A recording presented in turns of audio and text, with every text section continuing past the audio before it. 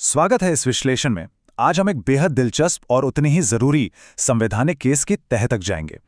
यह मुद्दा सीधे तौर पर साइंस यानी आधुनिक फॉरेंसिक सबूतों और हमारे मौलिक अधिकारों के टकराव से जुड़ा है, और इस समस्या को हम समझेंगे 2010 के उस ऐतिहासिक सुप्रीम कोर्ट फैसले के जरिए जिसे सेल्वी बनाम स्टेट ऑफ कर्नाटका के नाम से जाना जाता है।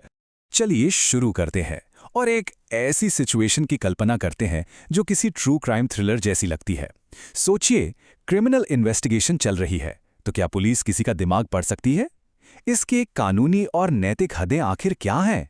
सबसे बड़ा सवाल यह है कि क्या स्टेट या पुलिस किसी पर जबरदस्ती ट्रूथ सीरम जैसी चीजों का इस्तेमाल कर सकती है ताकि सच उगलवाया जा सके? आज की इस पूरे डिस्कशन का रास्ता कुछ इस तरह होगा। सबसे पहले हम फोरेंसिक पूछताछ के तरीकों को देखेंगे, उसके बाद संवैधानिक टकराव, फिर सुप्रीम कोर्ट का ऐतिहासिक फैसला, एक खास अपवाद जिसे द गोल्डन एक्सेप्शन कहा जाता है, और आखिर में एग्जाम की तैयारी के लिए कुछ बहुत जरूरी टेकअवेज।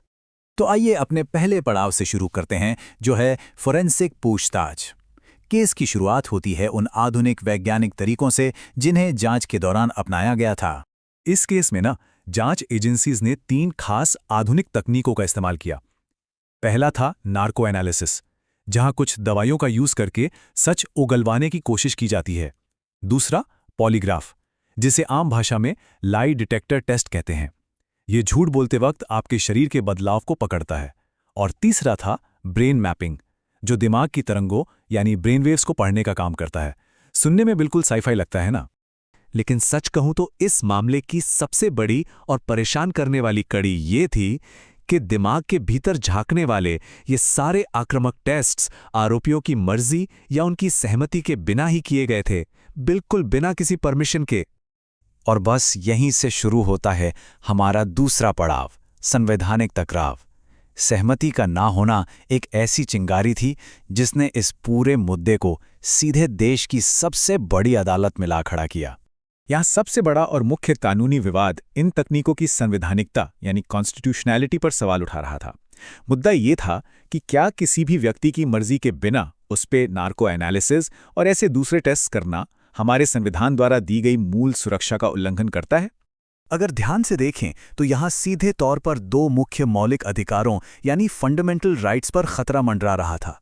पहला है संविधान का आर्टिकल 19 क्लॉज 3, जो हमें अपने ही खिलाफ गवाही देने से बचाता है, जिसे राइट अगेंस्ट सेल्फ इंक्रिमिनेशन कहते हैं। और दूसरा है आर्टिकल 21, जो हर नागरिक को जीवन और व्यक्तिगत स्वतंत्रता की गारंटी देता है। और हाँ, इसमें हमारी मानसिक स्वतंत्रता यानी मेंटल प्राइवेसी भी पूरी तरह शामिल है। तो इस टकराव का क्या नतीजा निकला? आइए बढ़ते हैं तीसरे पड़ाव की तरफ और देखते हैं सुप्रीम कोर्ट का वो ऐतिहासिक फैसला जिसने इस मुद्दे को हमेशा के लिए सुलझा दिया। सुप्रीम कोर्ट एक बेहद महत्वपूर्ण कानूनी सिद्धांत पर पूरी तरह अडिग रही। उनका कहना था कि किसी को भी अपने ही खिलाफ गवाह बनने के लिए मजबूर नहीं किया जा सकता। फैसला बिल्कुल शीशे की तरह साफ था। बिना सहमति के किए गए ऐसे कोई भी टेस्ट्स असंवैधानिक हैं और अदालत में सबूत के तौर पर पूरी तरह से अस्वीकार्य हैं। इस फैसले का सबसे दिलचस्प हिस्सा वो समीकरण है जो कोर्ट ने स्थापित किया। कोर्ट ने कहा कि इन साइंटिफिक टेस्ट के जरिए जो मानसिक जवाब यानी मेंटल रिस्पॉन्सेज निकाले जाते हैं वो मजबूरन दी गई गवाही के ही बराबर हैं। सीधी सी बात है, अगर दिमाग से जबरदस्ती जानकारी निकलवाई गई है तो कानून की नज़र में वो जबरदस्ती ली गई गवाही ही मानी जाएगी। अब सवाल उठता है कि कोर्ट ने ऐसा फैसला क्यों दिया। इसके पीछे का तर्क बहुत मजबूत था। मुख्य उद्देश्य था हर व्यक्ति की लिबर्टी और डिग्निटी को सुरक्षित रखना। अदालत ये चाहती थी कि कानून व्यवस्था और एजेंसीज किसी पर अनुचित दबाव ना डालें ताकि जांच की निष्पक्षता और फेयरनेस हमेशा बरकरार रहे। लेकिन हर कानून में एक ट्विस्ट होता है ना? यहां आता है हमारा चौथा पड़ाव, द गोल्डन एक्सेप्शन।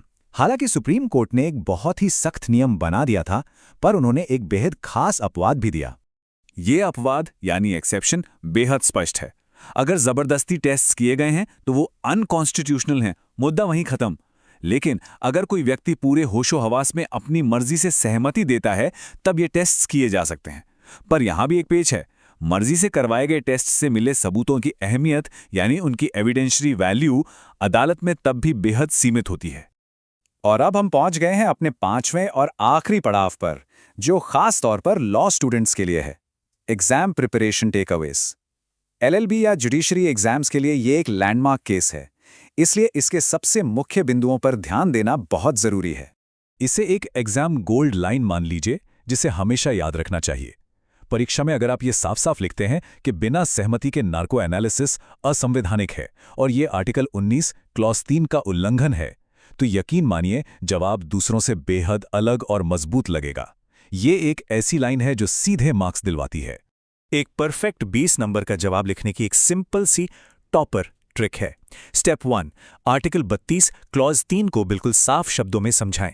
स्टेप 2, उन तीनों टेस्ट्स नार्को, पॉलीग्राफ और ब्रेन मैपिंग का जिक्र जरूर करें। और स्टेप 3, सहमति या कंसेंट वाली उस शर्त को पूरी तरह से एक्सप्लेन करें जिसके बारे में हमने अभी बात की थी। इन 3 स्टेप्स के बिना जवाब अधूरा है। आज के इस विश्लेषण के आखिर में एक बहुत ही गहरा सवाल पीछे छूट जाता है। न्याय प्रणाली के सामने आज भी ये चुनौती है, हम वैज्ञानिक तकनीकों की तेजी से होती प्रगति और किसी व्यक्ति के दिमाग की निजी स्वतंत्रता के बीच संतुलन आखिर कैसे बनाएं?